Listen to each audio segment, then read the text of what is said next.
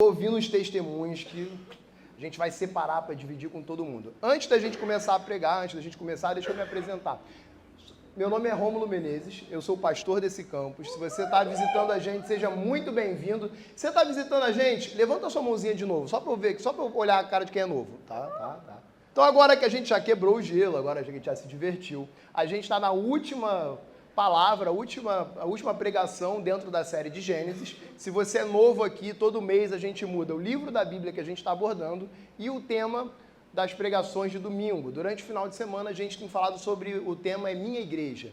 Então nós já falamos alguns detalhes sobre a nossa igreja, alguns pontos sobre a nossa igreja. Domingo que vem a gente vai falar sobre a Minha Igreja é Família. E durante o Midweek a gente está falando sobre o livro de Gênesis. E aí eu fui separar um pouquinho da história de José para conversar com você hoje, e eu creio fortemente que há algo diferente guardado para essa noite. Desde o momento do louvor até a transição, até, o louvor por mim continuava mais um pouquinho, não precisava nem pregar. A gente subia aqui, dava glória a Deus, todo mundo junto e embora, porque há algo diferente nessa noite. E eu creio que o que Deus separou para conversar com a gente hoje vai ajudar a gente a dar uma acertada na nossa vida e vai ajudar a gente a passar por aqueles momentos um pouco mais complicados. Quem já passou por algo ruim na sua vida? Quem já passou por algo ruim na sua vida que não foi você que causou? Quem já passou por algo ruim na sua vida que foi você que causou? Quem já falou alguma coisa que não deveria e se arrependeu instantaneamente assim que terminou de falar? Um grupo de moças e a Thaís junto. E essas moças que estavam com a Thaís estavam grávidas. E aí alguém passou assim e falou, pastor, Thaís só está andando com grávida. Aí, o pastor não era pastor, falou, o Rômulo, Thaís só está andando com grávida. Aí eu, de longe, falei assim, sai de perto das grávidas, pelo amor de Deus, um monte de gravídica aí, sai daí. E passou. Passou 15 minutos, a Thaís estava em outro grupinho com outras mulheres. Só que eu não me liguei. Aí tinha uma grávida, a Thaís e uma buchudinha. Aí do outro lado da igreja, eu gritei assim, Thaís, já falei para tu sair de perto da grávida. E aí cheguei perto para zoar, falei, tu fica andando com grávida? Quando eu comecei a falar, ela deu aquela apertada que a esposa dá aqui na gente, sabe? Que vem as 4 unhazinhas assim dentro do braço. Quando ela apertou, eu falei, errei, rude, erro banal, crasso. Aí eu me liguei que tinha uma grávida, a Thaís e a buchudinha. Aí eu falei assim, é isso, gente, tchau. E saí, e deixei a Thaís lá. Cara, por que eu tô contando tudo isso? Porque vira e mexe, eu dava uma dessa. E eu tenho as histórias muito piores que essa, mas não dá para contar. Por que eu tô contando isso? Tem um amigo nosso, na Bíblia, José, que ele tinha um probleminha com a língua dele. Olha o que diz em Gênesis 37, 2. Eu, particularmente, nunca vi alguém abordar esse ponto sobre a vida de José. Mas o versículo começa assim, Essa é a história da família de Jacó. E quando José tinha 17 anos, pastoreava os rebanhos com seus irmãos, ajudava os filhos de Bilá e os filhos de Zilpa, mulheres de seu pai, e contava ao pai a má fama deles. José, então, era aquele famoso leva e traz. José ia lá, trabalhava com a galera, ajudava os meninos. Não, vou te ajudar, você é meu irmão. Te é brother. Vou te ajudar. Pegava tudo, conversava, chegava, pai, Claudinho está fazendo isso, Fernandinho fez isso aqui, Fulaninho fez aquilo outro, Beltraninho está fazendo isso, e era gente pra caramba, Fulaninho fez isso, aquilo outro. Então ele pegava de um lado e levava para o outro. Gênesis 37, versículo 5 ao 8, diz o seguinte, certa vez, José teve um sonho. E quando contou aos seus irmãos, eles passaram a odiá-lo ainda mais. Então os irmãos de José já não iam muito com a cara dele. A Bíblia não diz, creio eu, porque ele tinha mania de dedurar os irmãos para o pai. E ninguém gosta de dedo duro.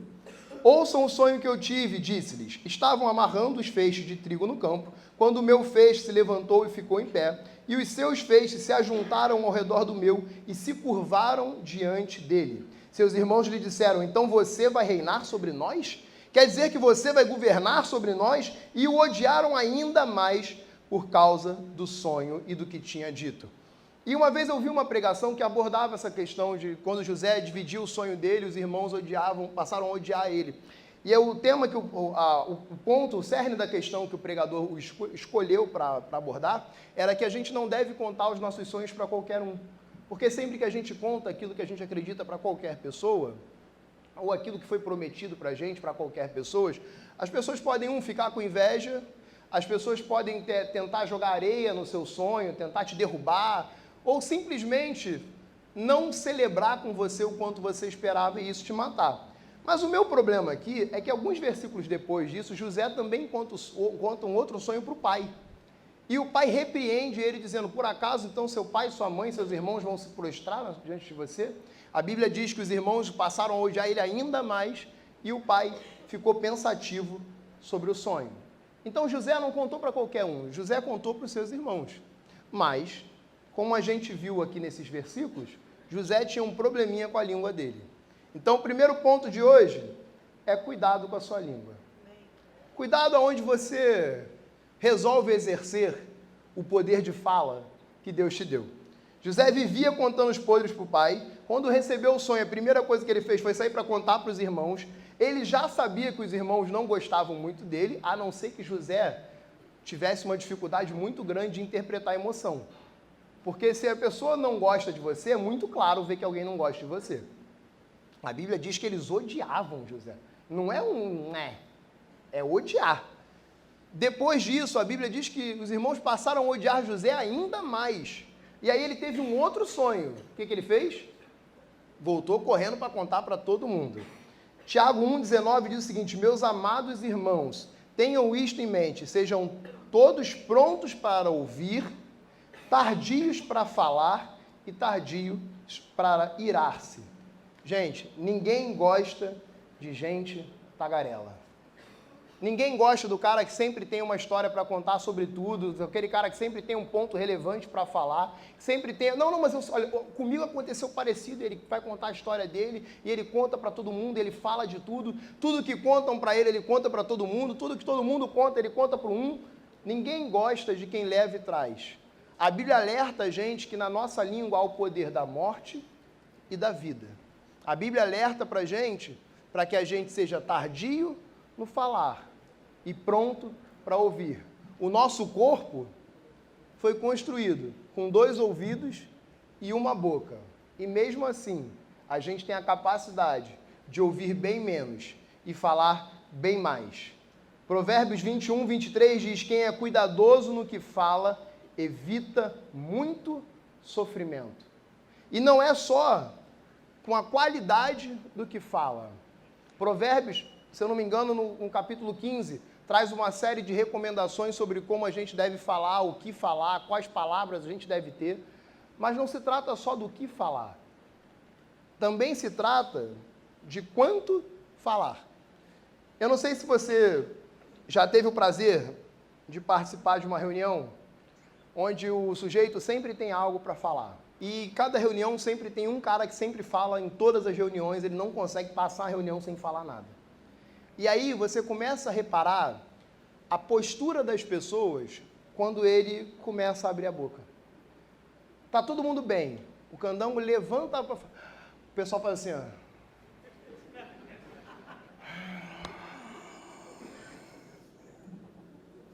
E aí no meio da frase dele, o pessoal tá assim, bom, muito bom, muito bom. Eu vou ensinar uma dica para vocês, um truque, trabalho de grupo, tá? Dica de interagir em grupo, como lidar com pessoas assim. Vem cá, Good, me ajuda aqui. Pula aqui. Eu vou pedir pro Good falar, fala quanto tempo você toca a bateria e qual o ritmo que você gosta mais de tocar a bateria, tá? Eu vou ensinar vocês como interromper alguém que está falando muito numa reunião em grupo. Vocês só têm que me imitar, tá bom? Não me deixem sozinho. Vai lá, Good. Então, eu toco bateria há 18 anos. O ritmo que eu mais gosto é jazz. Muito bom. Incrível, Good. Obrigado, Good. Ó, muito bom. Eu aprendi isso numa reunião de líderes de jovens. Você bate palma, todo mundo bate palma, o cara para de falar. Incrível, usem. Funciona. Não entendi, Lídia. Por que você bateu palma? Tu esquece que eu tô com o microfone daqui, Lídia. Aqui eu acerto. Primeiro ponto da nossa pregação hoje, cuidado com o que você fala. Não fale muito, não fale tudo que Deus te deu para todo mundo, não fale os seus planos para qualquer um. Procure pessoas que têm uma palavra de afirmação para te dar. Eu não sei se você já teve a experiência de chegar com seu coração pegando fogo e falar assim, caramba, olha, Deus falou que eu vou para a África, que vai ser incrível, olha que a gente vai ganhar aldeias, que a gente vai fazer aquilo, e a primeira palavra da pessoa fala, África é quente, né? Cuidado com o que você divide com os outros. Não abra seu coração para qualquer um. E olha só, não restrinja qualquer um às pessoas que você não conhece. Às vezes a gente recebe um soco mais forte de quem está mais perto da gente. E não é maldade. Às vezes é por zelo, às vezes é por cuidado, às vezes é porque a pessoa não quer que você se arrisque, não quer que você quebre a cara. E ela, para tentar te proteger, acaba te puxando para trás. Se Deus te deu uma direção, segue nessa direção. Compartilha com quem Ele mandar você compartilhar. Compartilha com amigos de oração. Tenham amigos de oração. Tenham pessoas que vão te elevar ao invés de te puxar para trás. Tenham pessoas que vão ter coragem também de te falar a verdade. Fala assim, cara, vai ser difícil. Mas se Deus falou para você fazer, eu tenho certeza que você vai ter êxito. Mas ó, se prepara, a gente vai estar orando, a gente vai estar junto. Amém? Segundo ponto da nossa pregação de hoje, o favor de Deus te acompanhará aonde você for. José, depois de dividir com os irmãos, depois de causar mais ódio ainda com os irmãos começaram a planejar matar José. Planejaram jogá-lo num poço, planejaram primeiro matar, depois jogar no poço. Por fim, um dos irmãos fica com pena e fala assim, olha, não vamos matar não. Vamos fazer o seguinte, está vindo uma caravana ali, vamos vender ele para aquela caravana como escravo, e aí pelo menos a gente ganha um dinheiro, a gente pega a túnica que o nosso pai deu para ele, suja de sangue, e fala para o nosso pai que ele morreu. E assim eles fazem com José. José é vendido para Potifar. Gênesis 37, versículo 36, diz que nesse meio tempo, no Egito, os midianitas venderam José a Potifar, o oficial do faraó e capitão da guarda. Capítulo 39, versículo 2, eu estou dando uma passada muito grande na história de José, porque ela tem 9.536 pontos, e a gente não tem tudo isso de horário. Gênesis 39, versículo 2, diz o seguinte, o Senhor estava com José, de modo que esse prosperou e passou a morar na casa do Senhor egípcio. José saiu odiado pelos irmãos, jogado num poço, vendido como escravo e se tornou administrador dos bens de Potifar.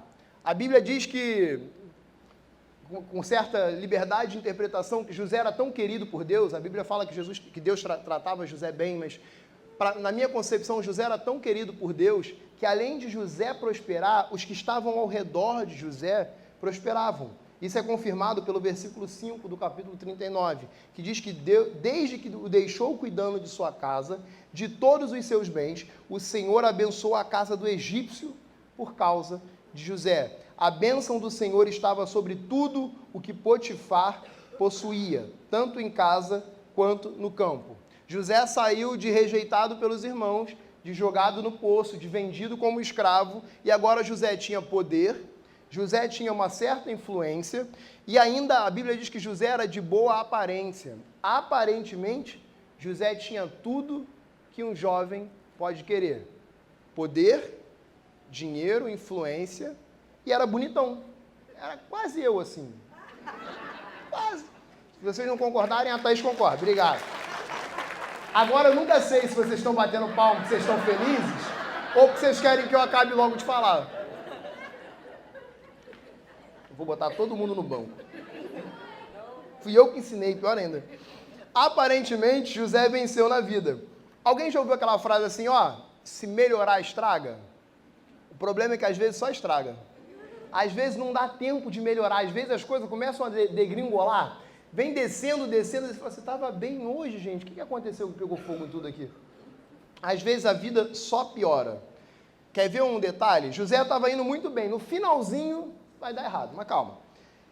Uma vez eu fui tirar o visto fui tirar o passaporte e tirar o visto para os Estados Unidos, porque eu queria ir numa conferência, e aí eu tinha incríveis 2 meses para tirar o visto. Eu não sei se você sabe, o visto está marcando hoje com uns 460 anos, por aí. Mas mais ou menos 9 meses, 8 meses para frente. E aí eu consegui agendar em 18 dias. 18 dias eu estava lá na fila do visto para conversar com a gringa, para falar que eu ia viajar. Beleza.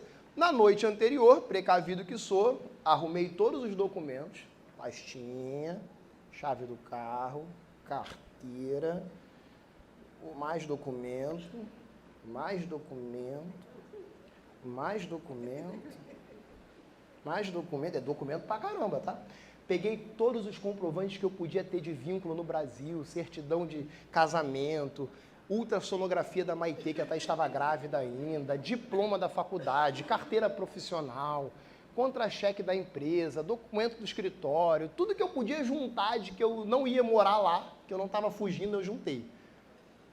E aí fui dormir. Só que tem um negócio que bate na gente, não sei se vocês conhecem, é uma síndrome que está chamada ansiedade. E cadê que o sono vinha? Meia-noite, 1 da manhã, 2 da manhã, 3 da manhã, 4 da manhã eu fui dormir.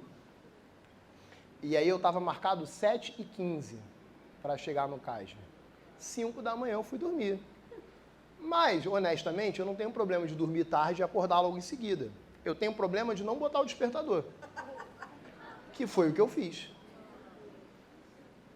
8h40, eu tomo uma cotovelada aqui na costela, gentil da minha esposa, ela fala assim, você não tinha que estar no consulado? Aí eu, que horas são? Aí ela, 8h40. Eu preparei tudo, eu só esqueci de um detalhe, de botar o despertador. De vez em quando, para não contar a história só triste, eu levantei da cama em 5 minutos, confesso para vocês que eu não escovei o dente, eu não penteei o cabelo, eu botei a calça, peguei aquele monte de documento que eu separei, entrei no carro, fui para Botafogo voando, cheguei lá, era 9 e alguma coisa. Aí eu cheguei na porta, o pessoal que foi lá de fora é brasileiro, né? Aí tinha uma moça baixinha com colete, eu falei... Tipo a Lídia, quando estava fazendo a transição aqui, depois que ela cantou... Não, teve um dia que ela cantou a última música, eu falei que ia ter volta. É negócio de perdão. Eu cheguei esbaforido lá, e a moça falou assim, que hora você estava marcado? Eu, 7h15. Ela, oi? Eu falei, 7h15. Eu sei porquê, mas é muito Jesus. A moça falou, entra naquela porta ali, vai direto para lá, não fala com ninguém lá na frente, você entrega o papel para alguém te perguntar alguma coisa e senta lá. Assim eu fui, graças a Deus, me atenderam quase 2 horas depois do meu horário, mas quase que deu errado por um detalhe. E estava tudo indo bem com José. José tinha separado todos os documentos de Potifar, tinha organizado tudo direitinho. No finalzinho, a esposa de Potifar olha para ele e fala assim, interessante. Gostei de José. José é legal. E aí a Bíblia diz que a esposa de Potifar se interessou por José e tentou agarrar ele ali uma vez, ele correu, tentou de novo, e aí ele se desvencilhou e deixou a túnica, ela com raivinha no coração, porque não gosta de ser contrariada, pegou a túnica, começou a gritar, vieram os guardas, veio Potifar, José vai parar na cadeia. Estava tudo indo bem. Mas você lembra que o ponto da pregação é que o favor de Deus vai te acompanhar onde você for? José sai do poço, vai como escravo, sai da escravidão, quando ele achou que estava melhorando, cadeia. Gênesis 39, 21, 23 diz um pouco do que aconteceu com José na cadeia. A palavra diz, mas o Senhor estava com ele e o tratou com bondade, concedendo-lhe a simpatia do carcereiro. Por isso, o carcereiro encarregou José de todos os que estavam na prisão, e ele se tornou responsável por tudo o que lá se sucedia. O carcereiro não se preocupava com nada do que estava a cargo de José, porque o Senhor estava com José e concedia bom êxito em tudo o que realizava. Mesmo na prisão, Deus foi bondoso com José e fez ele prosperar no lugar onde os outros padeciam, no lugar onde as pessoas apodrecem espiritualmente. José estava prosperando. Você consegue entender isso? Que não importa onde você esteja, pode ser um lugar de falência, pode ser um lugar de morte, pode ser um lugar onde todo mundo vai para a vida acabar. Se Deus estiver com você, é lá que você vai prosperar. Não importa o quão fundo pareça, se Deus te botou lá, se Deus permitiu você chegar lá, é lá que você vai prosperar. E isso leva a gente para o nosso terceiro e último ponto. Para a gente concluir. O nosso último ponto diz que o plano, eu separei aqui, quando eu estava escrevendo, eu falei, o que eu posso dar de nome disso aqui?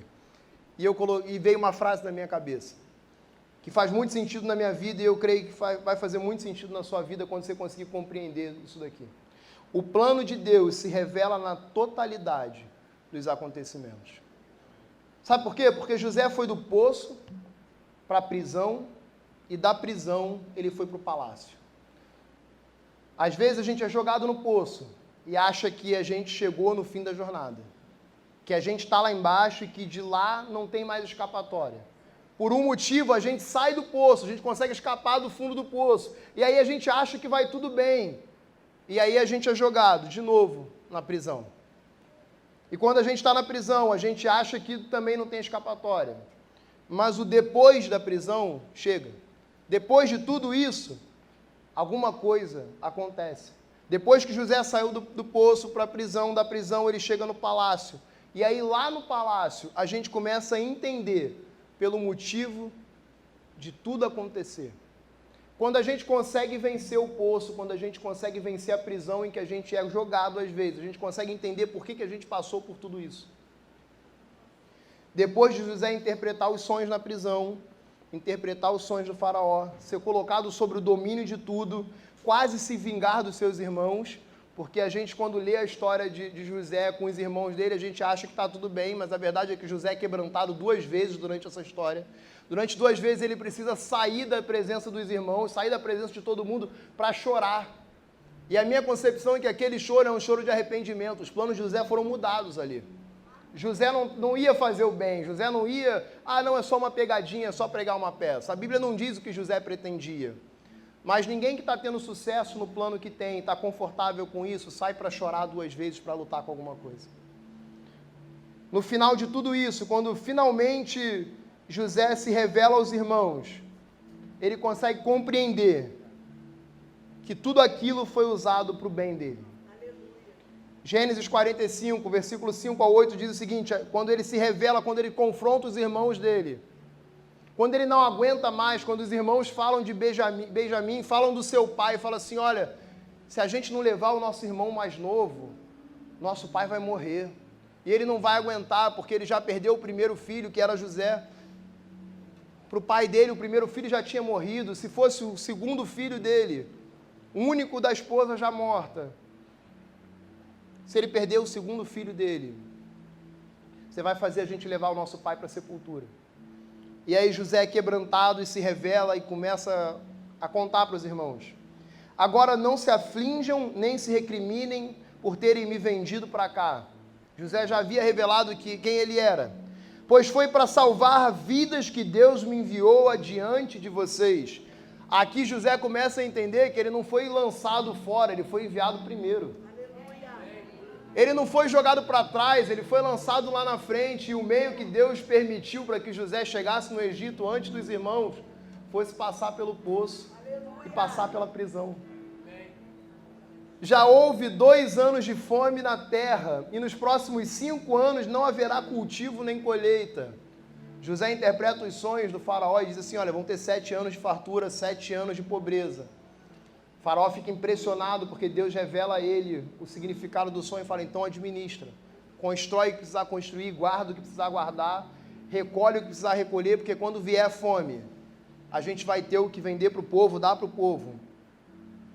Mas Deus me enviou à frente de vocês para lhes preservar um remanescente nesta terra e para salvar-lhes a vida com grande livramento.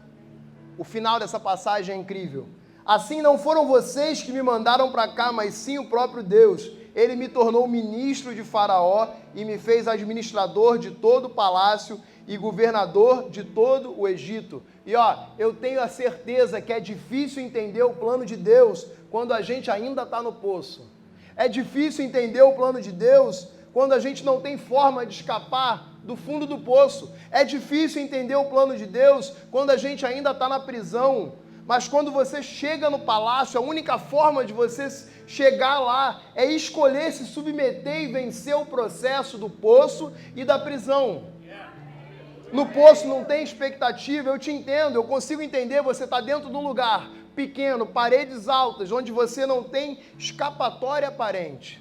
Na prisão não tem liberdade, você não tem controle da situação, você se sente impotente, você quer fazer as coisas e não consegue, você quer sair e não consegue, você quer liderar e não pode, você quer exercer aquilo que Deus falou que você ia exercer e você não consegue, mas no palácio é a chance, a capacidade de exercer tudo o que Deus separou para a sua vida. Não pule etapas, não fuja dos processos.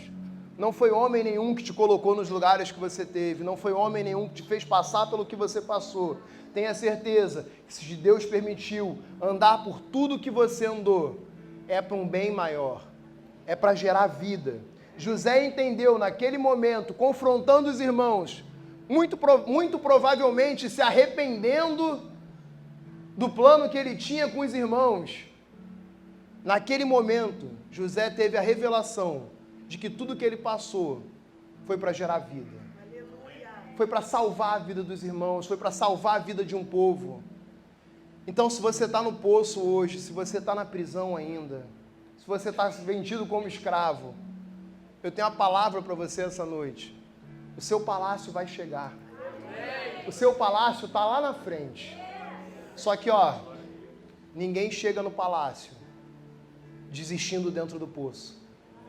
Ninguém chega no palácio escolhendo continuar preso às coisas que têm te aprisionado. O seu caminho pertence ao Senhor. O seu plano de vida precisa pertencer ao Senhor. Escolha continuar o processo, escolha vencer a jornada. José se manteve firme. Quando você pega a história de José, você vê um homem cheio de uma certa ousadia. Quando ele fala dos sonhos, ele fala, não pode falar dos sonhos, que se Deus revelar, eu conto para vocês. Quando ele revela o sonho do padeiro e do copeiro, a Bíblia diz que 2 anos depois de que ele revelou e aconteceu aquilo, ele ainda estava preso. E aí sim, o servo do faraó lembra, fala, não teve um cara na cadeia há 2 anos atrás que revelou, eu vou trazer ele aqui. José ficou 2 anos preso, pelo menos 2 anos preso, esperando a hora do palácio chegar, esperando a vez da promessa se cumprir e chegar. Eu não sei quanto tempo você está parado, eu não sei quanto tempo você está preso, eu não sei quanto tempo você está esperando, mas há um tempo certo para tudo acabar, há um tempo certo para você romper, há um tempo certo para as promessas de Deus se cumprirem na sua vida. Salmos 37, versículo 5, 7 diz, entregue o seu caminho ao Senhor, confia nele e ele agirá. Ele deixará claro como a alvorada que você é justo e como o sol do meio-dia que você é inocente. Olha que coisa mais linda. Próximo versículo, por favor. Descanse no Senhor e aguarde por Ele com paciência. Não se aborreça com o sucesso dos outros, nem com aqueles que maquinam o mal. A gente precisa aprender a descansar mesmo no desconforto. Mesmo enquanto está ruim, enquanto está incômodo. Descansa no seu Deus. Se você entregou a sua vida para Jesus, se você acredita que há algo para você viver, se você acredita que há um chamado para você, que há um propósito na sua vida, aprenda a descansar enquanto o palácio não está pronto. Talvez Deus esteja levantando ainda o lugar que você vai ser enviado. Talvez Deus esteja levantando ainda as condições necessárias para você viver aquilo que queima no seu coração. Eu sei que é ruim esperar. Eu sei que é chato esperar, eu sei que é cansativo, eu sei que dói, eu sei que a gente chora. Mas pelo amor de Deus, eu te imploro, espera um pouquinho mais. Se mantenha firme. Não perca as forças no poço. Não se entrega à prisão. O palácio vai vir. Feche seus olhos, abaixe sua cabeça. Se você está aqui essa noite e você fala assim, pastor, eu tenho vivido por fases da minha vida, por momentos da minha vida, em que eu tenho me sentido preso num poço, eu tenho me sentido sozinho, eu tenho passado por momentos que têm estrangulado a minha fé, têm estrangulado a minha coragem, têm estrangulado os meus sonhos. Se essa pessoa é você, Se você quer uma oração por força, para passar por qualquer dificuldade da sua vida, se essa pessoa é você, levanta a sua mão, eu quero orar por você essa noite. Aleluia, eu vejo sua mão, glória a Deus, eu vejo sua mão, aleluia. Glória a Deus, muitas mãos, aleluia. Glória a Deus, eu vejo sua mão, aleluia. Glória a Deus, aleluia. Glória a Deus, aleluia, eu vejo sua mão. Pode abaixar a sua mão. Se você está aqui e fala assim, pastor, em algum momento, durante o poço e durante a prisão, eu desisti. Eu esqueci de olhar para o Senhor, eu esqueci de que havia uma promessa num palácio para mim. Eu esqueci que Deus falou que eu ia viver algo novo, que Deus falou que Ele ia estar comigo para sempre. Eu esqueci que havia uma promessa do Senhor de que Ele não me deixaria. E fui eu que fechei os olhos, fui eu que virei as costas, eu fechei a porta para Deus. Mas essa noite eu quero me reconciliar. Essa noite eu quero firmar de novo essa aliança. Eu quero falar, Senhor, eu voltei para a Tua presença, Pai.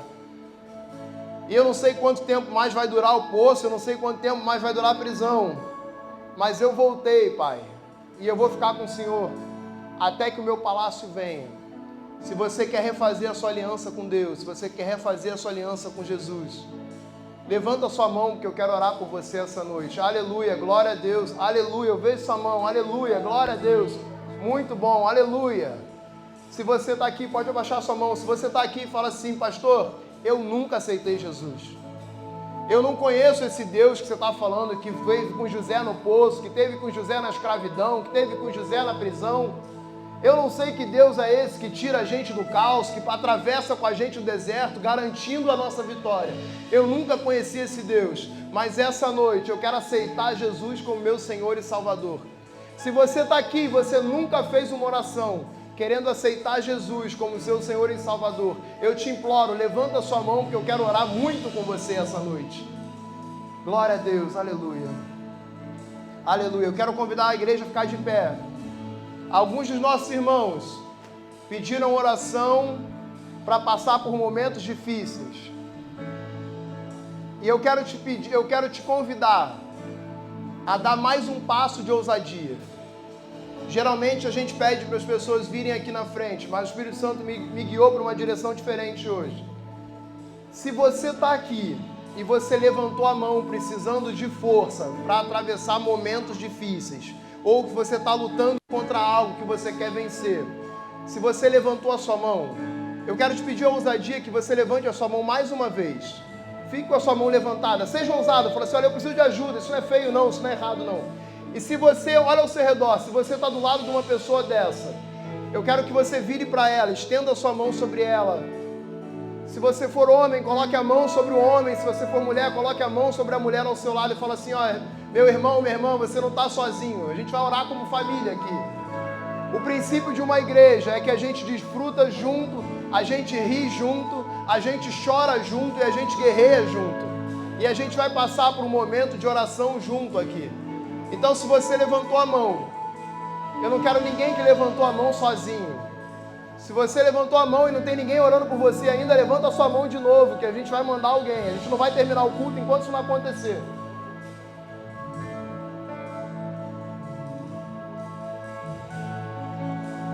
Aleluia.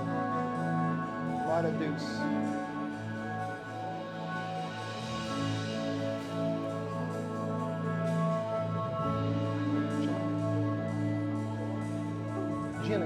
Dina. Aquela senhora lá no final. Tá vendo a de jeans? A de preto atrás dela. Glória a Deus. A gente não tem pressa para terminar, não. A gente vai esperar todo mundo estar junto. Já foi. Aleluia. Existe uma promessa de que seu Deus não vai te deixar. A gente vai orar, eu vou orar por aqueles que estão se reconciliando com o Senhor. E depois eu vou orar por aqueles irmãos que levantaram as mãos. Se você está aqui, abraça eles, estica a sua mão, declare sobre ele força, vitória, declare sobre ele que o Espírito Santo vai guiar ele.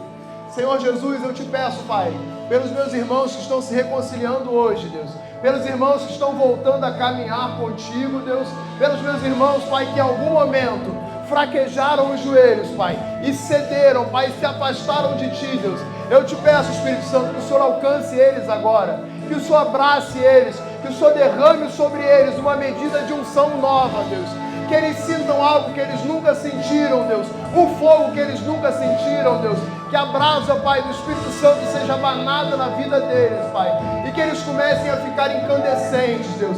Que haja fogo na vida deles, Deus. E aonde eles andarem, Pai, que o Teu fogo, Pai, pule deles, Pai, e comece a incendiar os locais onde eles estiverem, Deus.